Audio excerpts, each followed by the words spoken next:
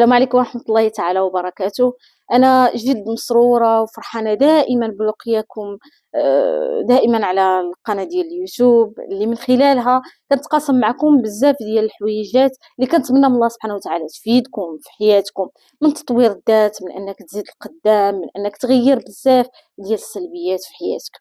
الرحلة ديال التغيير أو الرحلة ديال الشفاء الذاتي واحد الرحلة طويلة، هي ما كتكونش بالليلة وضحاها، ولكن والله رحلة أي إنسان قرر أنه يدخل ليها كيكون واحد التغيير كبير سبحان الله العلي العظيم في حياته في كاع الجوانب المادية، النفسية، الجسدية، الصحية، العاطفية، كل شي الجوانب ممكن أنك تحس بواحد التغيير كبير فيها. فأنا اليوم من الحوايج الزوينة اللي كنتمنى أنكم تطبقوها في حياتكم وأنكم تدخلوا شي حاجة سميتها الإيجابية في حياتكم. ملي هنا كتكلموا على الإيجابية ماشي هضرة، لا، عاد الرسول صلى الله عليه وسلم دائما كان كيوصينا تفاءلوا خيرا تجدوه، تفاءلوا خيرا تجدوه. بركة من أنني نكون متشائم، بركة من أنني نكون دائما شايف الحياة واحد النظرة سلبية وبأن الحياة خايبة وفيها غير الناس الخايبين. لا، الحياة زوينة وفيها بزاف الحويجات زوينة، محتاجة منا غير أننا نشوفوها، نعرفوها، نتمتعوا بيها ونبغوها في حياتنا. شكون ما بغيتي تكوني انت او شكون ما بغيتي تكون، شنو ما بغى يكون مستواك الدراسي، شنو ما بغى يكون مستواك المادي، سواء باقي مزوج او مازال مزوج او غير متزوج، متزوجه عندك عائله ربت بيت كتشتغلي، هاد الامور كلها ما كيهمش. اللي كيهم هو كيفاش كتشوفي هاد الدنيا اللي انت فيها، كيفاش كتشوفي هاد الحياه اللي انت عايشه فيها، شنو هي رسالتك او شنو هي الهدف ديالك في هاد الحياه. هذه اكثر حاجه خاصك تركز عليها او خاصك تركزي عليها. ودائما ملي كنتكلم على الرساله ولا نجاح الانسان بغى يحققه في حياته، راه ما مرتبطش بالامور الماديه فقط، راه ماشي امتلاكي السياره، امتلاكي المنزل، امتلاكي انني كنمشي هنا هذا هو النجاح. لا، النجاح الحقيقي هو الامور اللي انا كندير في هذه الدنيا كنزرعها باش نحصدها لين عند الله سبحانه وتعالى. نجاحي الحقيقي ان كل خطوه انا كنخطيها كنلقى الناس كيدعوا معايا، الناس كيوصلوا لي الرحمه الوالديه. شنو ما بغى يكون غير انني اماطه الاذى، نحيد واحد الاذى كان غادي يصيب واحد الانسان، راه نجاح هذاك. الا كنتي غادي في الطريق ولقيتي واحد الحاجه وحيدتيها وما جا واحد الانسان وما تصابش بها، واش هذاك ماشي نجاح؟ اكيد نجاح. انت نقدتي انسان بلا ما تدري، انك لقيتي واحد الحيوان قطه ولا اي حيوان لقيتيه اليف وطعمتيه وسقيتيه، واش ماشي نجاح هذاك؟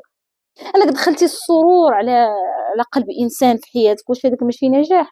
دائما ما نربطوش النجاحات في الحياه فقط بالامور الماديه. صافي انا الا ما وصلتش انا ما ناجحش، لا ناجح، غير انك بديتي من جديد ناجح. وشنو هو النجاح؟ هو انتقال من فشل لفشل، غتفشل وغطيح، غتفشل وغطيح، ولكن المهم تنوض. بعد كل طيحه كطيح كتنوض. هذا هو النجاح الحقيقي. النجاح هو انني كنشوف علاقتي مع الله سبحانه وتعالى كي داير، كنكون مرتاح. كيفاش كنبدا نهار؟ سؤال بغيت نسولكم وكاع اللي وصلت لهنا يجاوبني، كيفاش كيبدا نهار؟ واش كنبدا نهاري متأفف طالع لي الدم كاره الناس اللي دايرين بيا؟ كيفاش كنبدا نهاري؟ بغيت نعرف نهاري كيفاش غيدوز، غنشوف كيفاش كيبدا. نحاول بان نهاري كيبدا بايجابيه وبامور زوينه، كنتنفس، كنرتاح، كنصلي صلاتي، كنشرب مياه ديالي، نتفائل وكنقول مع راساتي اليوم غيدوز زوين. هي الحقيقه، راه ماشي كاع، ما كاينش شي انسان ما كيعانيش من الالم، وما كاينش شي انسان ما فشلش في حياته، وما كاينش شي انسان ما محتاج. كلنا محتاجين الله سبحانه وتعالى، كلنا محتاجين لقرب الله سبحانه وتعالى، كلنا واحد الوقيته كتوصل واحد المرحله اللي لا بد تطرق فيها باب الله سبحانه وتعالى، لان حتى حاجه ما كتنفعك في هذه الحياه. ف نتوقفوا على السلبيه الكبيره في حياتنا، لا نكونوا سلبيين لواحد الدرجه اللي كنشوفوا الحياه كلها بواحد النظره ديال التشاؤم. ما كايناش الخدمه، ما كاينينش الناس مزيانين، ما كاينش البنات مزيانين، ما كلشي ولا خايب، كلشي الغلا، كلشي.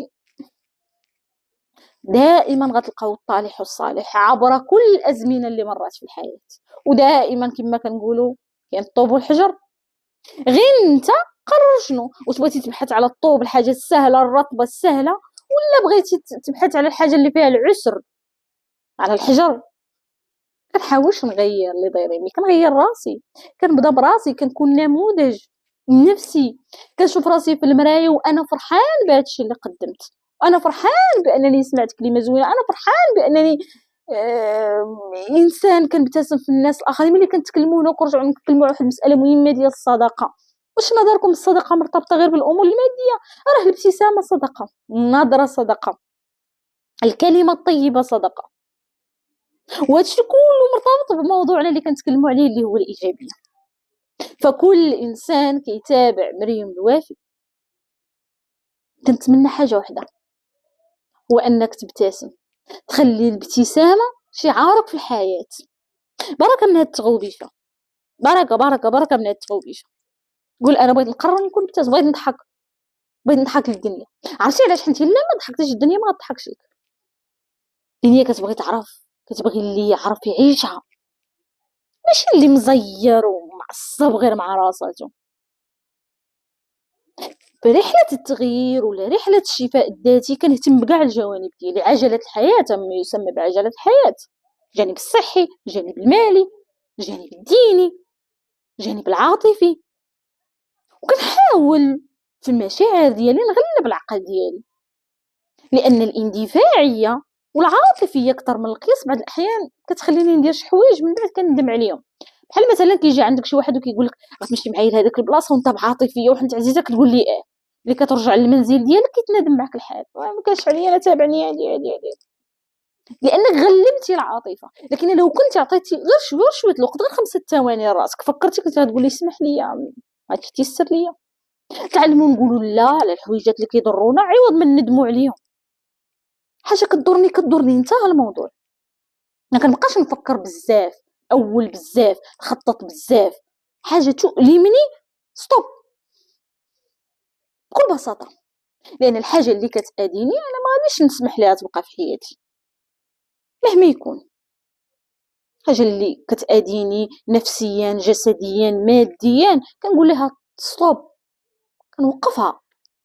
لان الا ما وقفتش شكون غتسناه يوقفها؟ وهنا كنتقلوا من الشفاء الذاتي داخل فيه ما يسمى بتقدير الذات. تعلم نقدر ذاتي ونقدر الناس اللي دايرين بيا. تقدير الذات ما نتسناش من الناس الاخرين يحترموني لان ما كنحترمش راسي، ما نتسناش من الناس يبغوني لان ما كنبغيش راسي، ما نتسناش من الناس يسبقوني ويعطوني المكان الحسن والبلاصه الحسن واحسن بلاصه نجلس فيها واحسن بلاصه نشرب فيها واحسن ماكله، وانا ما عطيش راسي هادشي. غتقول لي يا كوتش كيفاش ما عطيش راسي هادشي؟ بسيطه سهله.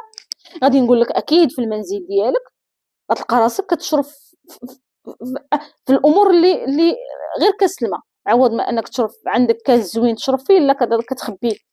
لا هذاك انا ما كنستحقوش نشربها في هذا الغراف ولا في هذا الكاس ديال الميكا مع الاسف.